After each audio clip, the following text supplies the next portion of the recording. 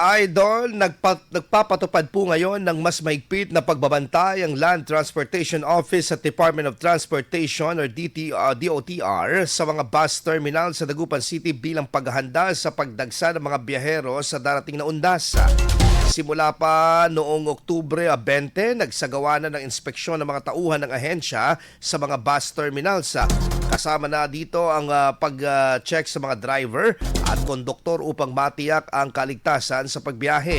Namahagi rin sila ng mga impormasyon na hinggil sa tamang pagtrato at pagbibigay prioridad sa mga pasaherong kabilang sa mga vulnerable sectors gaya ng senior citizens, ang buntis at persons with disabilities. Inaasahang tataas sa bilang ng mga pasahero hanggang Nobyembre 2. IFM News. IFM News. IFM News.